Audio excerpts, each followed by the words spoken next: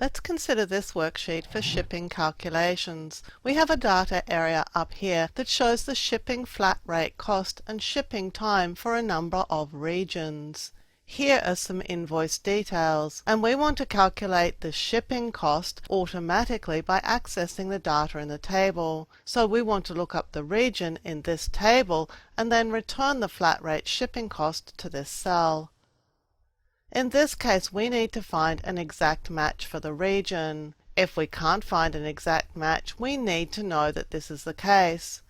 And to make this calculation, we're going to use what's called a lookup formula. A lookup formula needs a value to look up. In our case, that's going to be the region. And then it needs a table of data to find a match in. And this is our table of data. And when it finds a match, for example here for the West Coast region, it needs to bring back a certain cell out of this table of data, and we refer to this cell by the column number. This is column 1, this is column 2, and this is column 3. The lookup function is typed by first typing an equal sign and then VLOOKUP. And then I'll open the bracket. And the first thing that we need to do is to tell Excel what we're looking up. We're looking up WEC. So I'll click on that cell and click a comma on the keyboard. And then we need to tell it the dimensions of the table that we're looking it up in. And I'm going to select over the data in the table, but not the headings. It's also important that what it is that we're looking up, these region codes, are the first column that we select, so our data table has to be arranged with the region code first. Then I'll press the comma again, and then Excel needs a column index number. It needs to know which of these columns contains the data that we're to return, column 1, 2, or 3. Well, we want the data from column 3, so I'll press 3 and then another comma. The final value for this particular formula is either true or false. False if we want an exact match, or true if we want an approximate match. And we've already determined that we want an exact match. So I'm going to click to add false, and then close the bracket and press enter.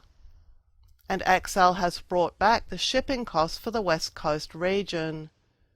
If I go to copy down the column, we're going to encounter a small problem.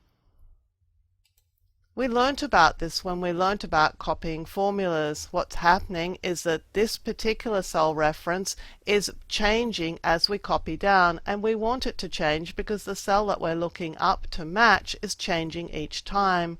But here what Excel has done is actually changed our table dimensions, and that's not correct. So I'm going to remove these formulas that Excel has created, and let's go and fix the one that we were working on so it can be copied. The way I do that is to click into these two references in the formula and press the F4 function key. That makes these references absolute, so they won't change.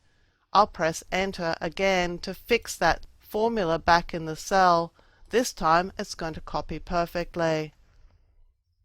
We do have a problem here, and the problem is that there is no NT region code. It's supposed to be typed INT.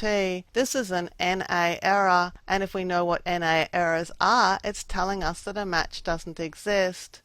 It would be nicer if we didn't see an NA error and instead we saw something a little bit more explanatory about what's happening. In the next video, we're going to see how to manage this situation a little bit better. And we're also going to see how we can write a VLOOKUP function to deal with situations where we don't need to find an exact match.